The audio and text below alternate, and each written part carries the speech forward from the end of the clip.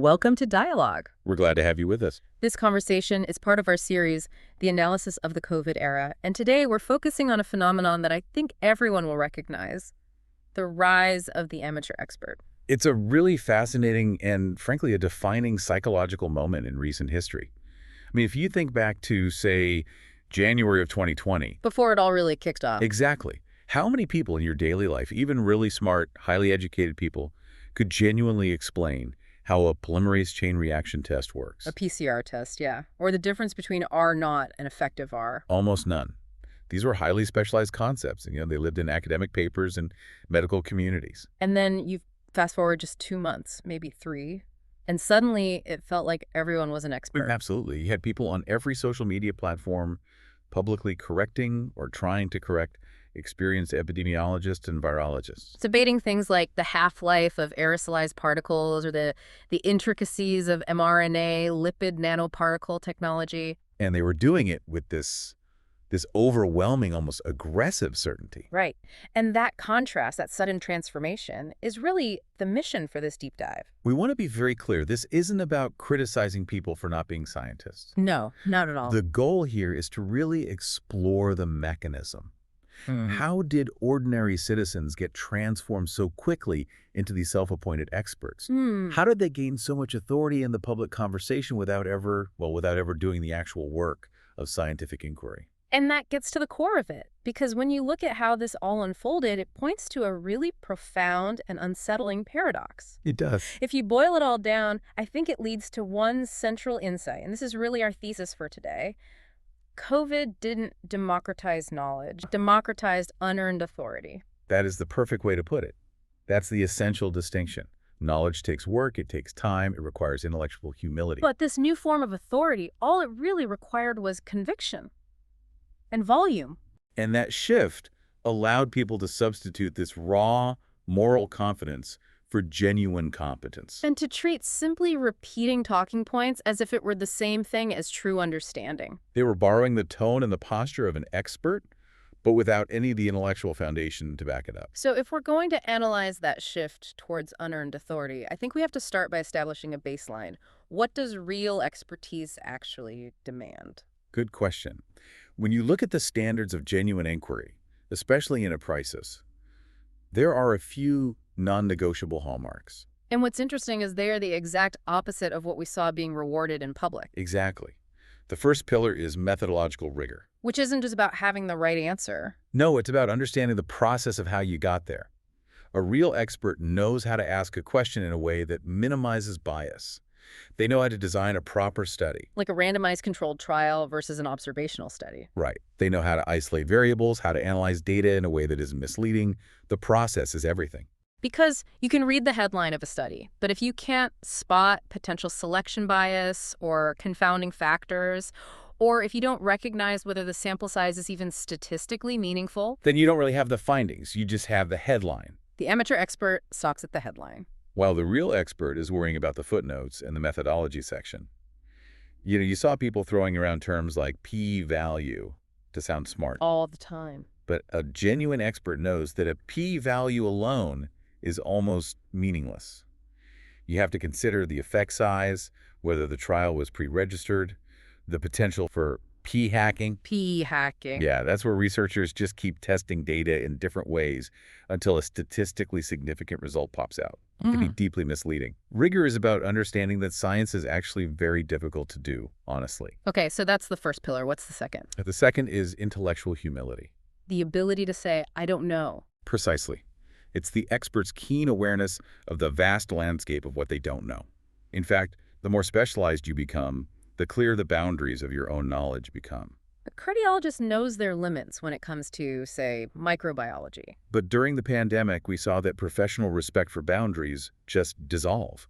People who had read a single article on immunology suddenly felt qualified to advise strangers on every aspect of public policy. From ventilation systems to economic shutdowns. That's a huge psychological barrier to overcome, because real learning often forces you to confront the discomfort of your own ignorance. Which nobody likes to do. And that leads to the third pillar, a deep, almost instinctual awareness of limits and uncertainty. Especially during a dynamic, evolving crisis. That's when it's most important. The best answer a true expert can give is often provisional. It comes with confidence intervals, with caveats. They know that today's scientific consensus might shift next month based on a new variant or better data. And this is where the transformation, the replacement, becomes so stark. Because the COVID era took those three requirements, rigor, humility, and uncertainty, and replaced them with a completely different set of traits that gave people public authority. The first one being absolute certainty. Which was so often mistaken for confidence. If you didn't head your statements, if you spoke in absolutes, you projected authority. And that was paired with the relentless repetition of simple talking points. Yes. Those slogans acted as an instant password. They signaled you were informed and, more importantly, that you were aligned with the right group. And then the real accelerant, overwhelming moral confidence. That's the one. That moral dimension changed everything about the public discourse. The question was no longer, what does the data currently show and where are the uncertainties? The question became, are you a good, moral, socially responsible person? And if you're operating from that place of moral certainty, believing you're saving lives or protecting the vulnerable, then the need for scientific rigor or intellectual humility starts to seem, well, not just secondary, but maybe even obstructive. Skepticism stops feeling like an intellectual virtue and starts to feel like a moral failing. Which perfectly highlights that psychological shift we're talking about. Yeah. The difference between knowing something and believing you know something. People didn't suddenly get a PhD-level understanding of T-cell response or spike protein modification. Not at all. What they did gain was social permission. Permission to speak with the tone of an absolute authority on these incredibly complex topics without ever having done the intellectual heavy lifting. It's like an intellectual fast food drive-through. That's a great way to put it. Genuine learning is slow cooking. It takes commitment, and it often gives you messy, unsatisfying, nuanced answers. But this era offered an immediate psychological reward. Read a simple, pre-digested narrative, internalize it. And instantly feel intellectually superior to anyone asking a difficult question. Oh, absolutely. Nothing boosts your confidence quite like reading one headline and suddenly feeling qualified to school your neighbor on immunology. It was effortless enlightenment combined with instantaneous moral validation. And that feeling of superiority was powered by a mechanism that we can call authority by association. It's basically an outsourced thinking model. We heard the phrases constantly. I trust the science. Experts agree. The CDC says. And these phrases weren't used as starting points for a discussion. No, they were weapons. They were used as definitive, conversation-ending arguments. Their function was really twofold, wasn't it? First, it was powerful moral signaling. A public display of alignment with the consensus, yeah. But more importantly, they were used to lend this tremendous unearned weight to a personal view that was often, frankly, shallow or just aggressively simplistic. So if you translate a phrase like, I trust the science, what the amateur expert was often really saying was, I have outsourced the immense burden of critical thinking, of research, of data analysis to an established group. Be it a government agency, a celebrity doctor, or a news channel. And in exchange for my loyalty, I have now earned the right to drastically upgrade the aggressive tone and certainty of my personal statements. That is profoundly accurate.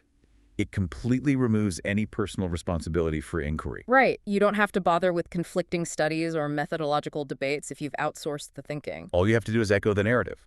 And operating inside that echo chamber just dramatically, rapidly boosts your personal certainty. So how did this system of outsourced authority become so dominant so quickly? It seems it required a massive, coordinated simplification of the science. It did.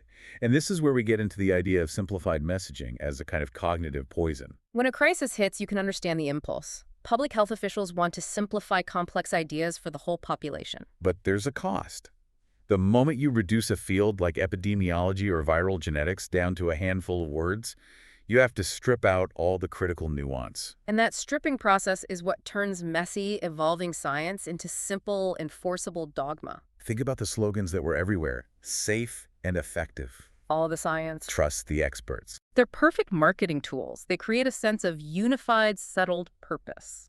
But as summaries of a complex, dynamic scientific reality, they're disastrous. They stop being statements of fact and start functioning more like articles of faith.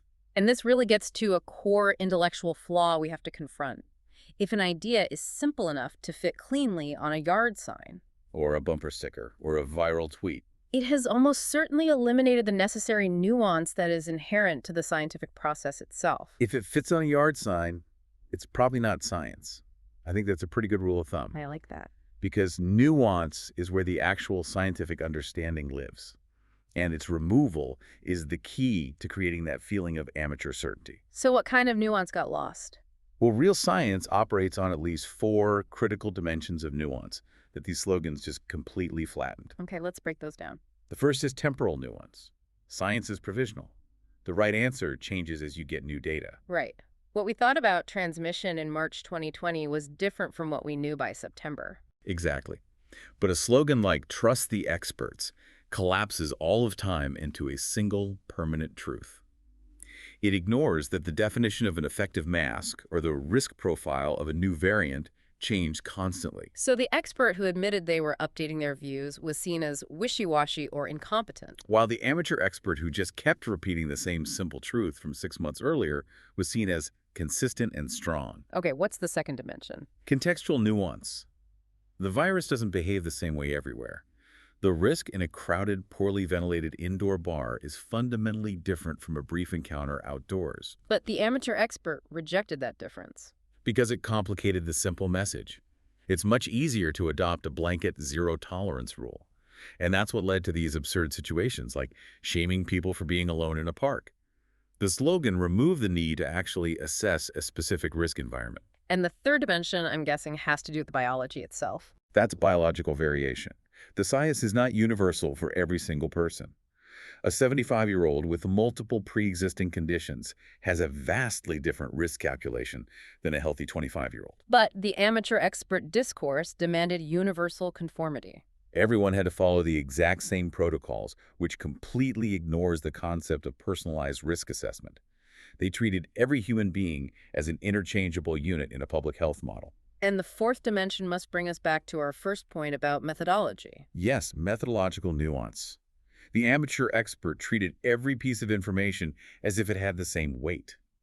A massive peer-reviewed study was given the same credence as an unpublished preprint, or worse, a single anecdote. Genuine experts know there's a hierarchy of evidence. A randomized controlled trial is not the same as a case report. But the slogan erases the need to weigh and measure the quality of evidence. When you get rid of these 4 kinds of nuance, you make the science easier to enforce, but you destroy the understanding needed to actually adapt. And these simple zero-nuance narratives were then put on steroids by the media, which acted as a massive confidence amplifier. It was the perfect training ground for this new class of experts. Just look at the design of cable news. They demand constant updates and definitive statements. That dynamic severely punished hesitation, nuance, or any admission of ignorance, even from actual, highly credentialed professionals. A scientist on TV who says, well, we have some preliminary data, but the study is small and we still need to control for this other variable. That scientist doesn't get invited back. They get cut off. They're replaced by the talking head, who is often not a scientist at all, who confidently proclaims, anyone suggesting we are uncertain is being irresponsible. This is simple. Certainty is just more marketable. It's easier for an audience to consume than complexity. And then you take that manufactured certainty and you feed it into the black box of social media algorithms. Which we know are designed to prioritize engagement. And what drives engagement? Outrage, fear, emotional conviction, and conformity. Social media turns scientific communication into a kind of tribal blood sport. The algorithm just rewarded the loudest, most confident position, regardless of its factual depth. Think about it. The quiet academic who posts a link to a peer-reviewed article, complete with all the caveats and a discussion of limitations. That person just gets buried. They vanish under a tidal wave of viral content. The confident political pundit, the outraged neighbor, the slickly produced infographic that promises to explain everything in 3 bullet points. The loudest voice got the most airtime. If you were passionate, certain, and emotionally aligned with a big, visible tribe, you got amplified. And that allowed people with minimal actual knowledge to gain massive reach and perceived authority. This also brings up another major structural shift, the way fact checks replaced debate. This is such a critical point. In real science, debate is the engine of progress. You present your findings, other people critique them robustly, and the science moves forward through that friction. But during this period, the fact check was often used as the final monolithic word. It shut down debate instead of fostering it. Again, the issue isn't the idea of verifying facts. Of course that's important. Right. The issue is when a complex, evolving, and highly contextual scientific question like, say, the precise transmission risk in specific age groups gets slapped with a simple binary label, fact or false, often by a non-scientist working for a tech platform. It just shut down the public's ability to engage with the actual messiness of the science. If a concept was difficult to distill into a simple true or false, it was often just dismissed as misinformation, even if it represented a legitimate ongoing area of scientific disagreement. So in the end, the system rewarded the loudest, the most convicted, and the quickest to enforce conformity. It was a process that favored confidence over competence and declaration over genuine exchange. We've laid out the mechanisms, but now let's look at the absurdity this created on the ground. This era produced millions of citizen enforcement agents. All fueled by this newfound unearned authority. Let's start with case study 1, mask absolutism. This might be the clearest example of where symbolism completely took over from science. We had citizens turning into the mask police, enforcing rules with a zeal that often went way beyond what the formal authorities were even asking for. And the most stunning feature of it was the complete breakdown of any distinction in efficacy. For months, the public conversation treated a medically fitted N95 respirator, which, when sealed correctly, filters 95% of airborne particles. It's functionally interchangeable with a thin, decorative cloth mask, maybe worn under the chin. They stopped being medical devices for respiratory protection and became purely moral signals. The scientific difference is it's profound. Of course it is. A properly fitted N95 works on principles of filtration and seal integrity that actually require training. A cloth mask, we later learned, offered very little protection against aerosols, but it became the primary visual marker of compliance. Of moral alignment. The amateur expert just ignored the technical specifications. All that mattered was the symbol. If you're wearing a mask, you're a good person. If you're not, you're a danger. End of story. And this created this massive context blindness. Total blindness to risk. Someone spending hours in a crowded, poorly ventilated indoor space faced an exponentially higher risk than someone jogging outdoors. Yet the social policing was often applied even more aggressively in those low-risk outdoor settings. Because that's where the non-compliance was most visually obvious. It was easy to spot. We all saw the viral videos. The single jogger running completely alone in a huge empty park getting screamed at by a self-appointed expert. That jogger posed zero measurable risk to anyone based on everything we knew about aerosol transmission in open air. But they weren't being shamed for spreading a virus. No, they were being shamed for symbolic non-compliance. The amateur expert in that moment wasn't thinking about airflow or viral load. They were acting from pure, unadulterated moral confidence. The zeal of their new enforcement identity. The intellectual engine had just completely broken down. Confidence had totally replaced comprehension. The whole thing became less about epidemiology and more about an instant public test of social conformity. Let's move to case study 2, vaccine discourse. Because here, the level of confidence among non-medical individuals was, well, it was breathtaking. You had people with no clinical experience, no training in pharmacology, maybe a bachelor's degree in something totally unrelated. And they felt completely empowered to lecture their peers, even total strangers, on incredibly complex medical decisions. They became instant experts in personal risk-benefit analysis. Which is a domain that is traditionally reserved for a doctor having a private, personalized conversation with their patient, weighing their specific medical history, their comorbidities, their individual life circumstances. And suddenly, amateur experts on the internet felt qualified to dictate that calculation for everyone, universally. And they often presented it as this monolithic, settled fact. There is only benefit and zero risk for everyone, everywhere. Which is an impossible claim in medicine. This zero-tolerance approach to nuance ended up profoundly violating a core ethical principle of medicine. Informed consent. Do you break that down? Informed consent requires a personalized, dynamic conversation. It explicitly acknowledges uncertainty, it discusses potential adverse outcomes, and it allows the patient to weigh the specific trade-offs for their own life. But when the amateur expert narrative, driven by that need for simplicity, demanded absolute conformity. The whole idea of a personalized choice vanished. When the message is, if you don't take this, you are evil or stupid, you are implicitly dismissing the entire mechanism of informed consent. Because if the answer is safe and effective for everyone, under every circumstance, then you don't need a careful personalized consent process. That's the danger. The amateur expert used the cover of certainty to override a professional ethical requirement. The medical world knows nothing is 100% safe for 100% of people. That's a fundamental biological truth. But the amateur expert's narrative required that universal guarantee to work as an enforcement tool. Okay, finally, let's look at case study 3. Shaming as proof of intelligence. Right, because the amateur expert needed a way to signal their intellectual and moral superiority. And the main way to do that was through social signaling and public enforcement. Compliance became a performance. We saw the rise of the mask selfie. The public call-out of anyone not conforming, the aggressive virtue signaling, these actions weren't just about showing you were compliant. They were about actively demonstrating that you were morally superior to others who were slower to adopt the narrative or who just had different views. If you were policing others, or at least documenting your own perfect adherence, were you really committed? The performance of enforcement became the highest form of expertise. The irony is just, it's so rich. It's incredible. To be seen as a critical thinker or well-informed during this time, what did you have to do? You just had to post or repeat the exact same infographic from the exact same large organization. Or echo the exact same talking point as every single other person in your social circle. The definition of critical thinking is standing apart from the herd, challenging narratives, thinking independently. Yet the public square overwhelmingly rewarded the most aggressive herd behavior and just rebranded it as intellectual enlightenment. The deeper you sank into the collective echo chamber, the smarter you were told you were. So we've looked at the structures and the public performance. Now we have to look inward.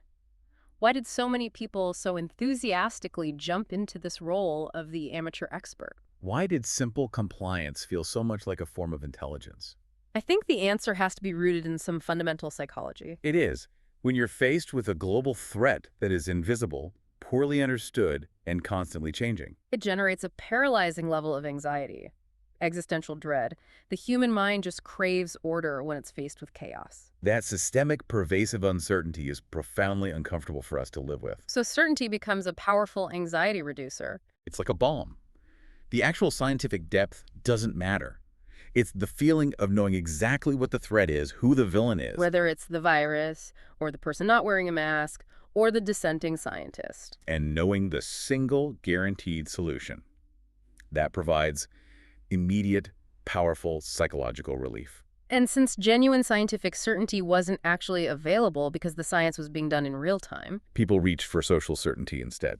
Group belonging and conformity became a psychological replacement for genuine scientific understanding. That's it. When you conform to the single prescribed narrative, you get instant social acceptance. You feel safe. You get moral validation from your tribe. And in that environment, asking skeptical questions, even the healthy scientific kind, starts to feel dangerous. Danger's on two levels.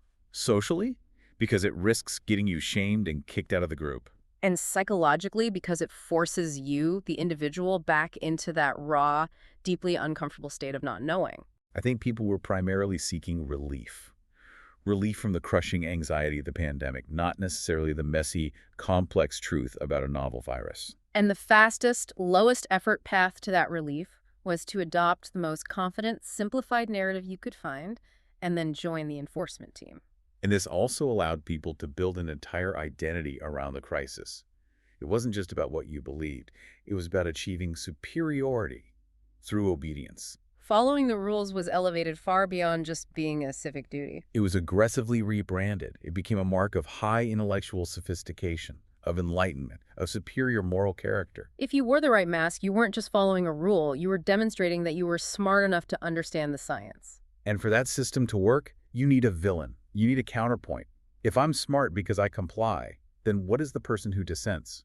That's the key psychological trick. Dissent, or nonconformity, was aggressively framed not as just a differing opinion, but as willful stupidity, profound malice, or outright evil. And that maneuver instantly reinforces the moral high ground of the amateur expert. If you are doing what your group agrees is the science, and anyone who disagrees is the enemy, then your obedience automatically makes you one of the intelligent, good, moral people. It becomes a self-reinforcing identity. Every act of obedience confirms my intelligence, and every act of shaming someone else reinforces my superiority. It was a perfect self-sustaining loop. The deeper the crisis, the higher the anxiety. The higher the anxiety, the more you crave certainty. The more certain you are, the stronger your moral confidence. And the stronger your moral confidence, the more aggressive you become in your role as an amateur expert. Okay, let's pull the lens out and look at this from a macro perspective. Why did established institutions, governments, public health agencies, large corporations, why did they seem to tolerate and in some cases actively encourage this phenomenon? Because the rise of the amateur expert offers some extraordinary structural advantages to those in power. The main one being what you could call crowdsourcing compliance. Or distributed enforcement. Basically, the state didn't have to do all the heavy lifting of policing individual behavior. Precisely.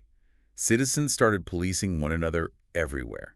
In grocery store aisles, in parks, on neighborhood forums, and constantly, relentlessly in online comment sections. You didn't need a public health official there to find someone. No, your neighbors were fully capable of enforcing mask wearing, distancing, or public shaming through social pressure and direct confrontation. So this shifted the immense enforcement burden away from official channels. Think about the political difficulty and the financial cost of hiring thousands of state agents to monitor every single park and retail store. The amateur expert did that labor for free. And they were driven by psychological rewards, not a paycheck. And critically, this crowdsourced enforcement came with zero accountability for the government. That's a huge point. If one citizen aggressively harasses another in the produce aisle for what they perceive to be a violation, the state is completely insulated from any fallout. The enforcement is decentralized, it's highly effective, and it's politically very low cost. It really is the ultimate governance hack, isn't it? It kind of is. Why go through the difficult, politically messy process of building an overt authoritarian state with all the laws and public opposition that would create? When you can simply weaponize the population's own moral certainty and anxiety to get them to enforce conformity among themselves. It creates this self-sustaining climate of pervasive, constant pressure. If your own friends and colleagues are policing your behavior, the need for direct government oversight is dramatically reduced. And there's a second major institutional benefit here. The noise drowns out real experts. This is a critical point about the sheer volume of the discourse. Think about what a genuinely responsible, highly credentialed expert actually sounds like during an emerging crisis. They speak cautiously. They acknowledge when they were wrong 6 weeks ago, based on new data. They highlight uncertainty in real time. They say things like, our current estimate is X, but the confidence intervals are wide, and we need more longitudinal data. That is the responsible, scientifically rigorous voice. But it sounds hesitant, it sounds complicated, it might even contradict what they said yesterday. Now, you contrast that with the amateur expert. They speak loudly. They demand absolute immediate conformity. They promote simple, easy-to-grasp slogans. And they tolerate zero ambiguity or self-correction. Their language is all about definitive declaration. In the media ecosystem that we have, which is designed for speed, outrage, and certainty, which voice wins? It's not even a contest. The loud, certain, morally fortified voice of the amateur expert will always win. It always does. The systemic discourse overwhelmingly favored loud confidence over quiet, nuanced competence. So the genuine scientific voices, the ones representing the slow, messy reality of science. They were effectively neutralized. They were silenced by the sheer volume of amateur certainty. They simply couldn't compete with the decisiveness of the instant expert. So as the crisis itself recedes, we're left to sort through the cultural wreckage. What is the lasting damage from this period of substituting moral certainty for knowledge? I think the most immediate damage is the degradation and cheapening of expertise itself. When anyone can get the social status of an expert just by echoing the loudest consensus or repeating a 3-word slogan, the value of genuine, hard-earned expertise is significantly diminished. It raises the question, why spend a decade of your life earning a PhD, subjecting yourself to the rigors of peer review, and learning intellectual humility? If you can achieve the same social authority and political power just by being the loudest enforcer on your social media feed, the credibility of science and academia as institutions just takes a massive hit. The public perception starts to shift. Expertise is no longer seen as a discipline of rigor and evidence, but just as another political tribe you can join. And this also fundamentally warped how we approach disagreement. We saw healthy scientific skepticism, which is the absolute foundation of inquiry. The thing that drives science forward, questioning assumptions, testing methodology. Widely mislabeled as just ignorance or obstruction, or even as a malicious act. Skepticism is the professional duty of every scientist. If you are not constantly questioning your own findings, you're doing bad science. Yet during this era, if you expressed legitimate scientific skepticism about a mandate or a narrative, if you just asked to see the raw data, You weren't seen as a critical thinker. You were instantly labeled an anti-intellectual, an enemy of progress, a dangerous spreader of disinformation. and this led to a complete collapse of dialogue. The public square just became a space where everyone was talking or shouting or posting, but almost no one was actually listening or engaging in a genuine exchange to try to understand things together. Because when you enter a conversation armed with unearned absolute authority, you don't debate. You declare. And when you have two opposing sides that are only declaring their absolute moral superiority, one side yelling, trust the science, the other yelling, trust freedom, The ability for a society to reach any kind of nuanced functional consensus just vanishes. So what do you think is the most profound long-term consequence of all this? I think it's the creation of a powerful and aggressive anti-intellectual backlash. Tell me more about that. People were told over and over with overwhelming certainty that simple, universal measures would lead to simple, universal outcomes. That was the promise of the amateur expert narrative. And when those promises inevitably failed, because the real world is messy, viruses adapt, and mandates don't account for individual circumstances. Trust just evaporated, dramatically and quickly. And here's the dangerous part. When that false certainty promoted by the amateur experts collapses, people don't automatically return to critical thinking or legitimate science. No, they feel manipulated. And that feeling of manipulation fuels a profound rejection of all experts, all intellect, and all institutional science. It just hardens the polarization. Because both sides feel betrayed. The people who followed all the rules feel betrayed by the results, and the people who question the rules feel vindicated in their rejection of expertise. And the vicious cycle of distrust just starts all over again. The lesson people learn is not science is complex and uncertain. The lesson they learn is the experts lied, because the certainty they were sold was revealed to be hollow. This has been a truly illuminating and, I have to say, pretty unnerving deep dive into the sociology of information during the COVID era. It really has. And the final synthesis just brings us back to that central irony we started with. The pandemic didn't create an age of genuine scientific understanding. It created an overwhelming abundance of unearned, highly moralized authority. People were armed with catchy slogans and the psychological justification for aggressive enforcement, not with genuine knowledge or a sense of humility. The performance of expertise was valued far, far more than the messy, difficult, and sometimes contradictory substance of expertise. Which leaves us with a pretty provocative thought to carry forward. I believe it does, that the most consequential, long-lasting misinformation of the COVID era was not what people failed to know about the virus. It was the extreme aggressive confidence they held in what they believed they knew. It was the certainty itself that was the real hazard. Something certainly worth mulling over as we navigate the next major complex challenge and question where we derive our own intellectual authority. If you enjoyed this conversation, please like, subscribe, and share this video. Also, let us know in the comments what really stood out to you in this conversation and if there's any related topic or new topic that you would like covered in a future video.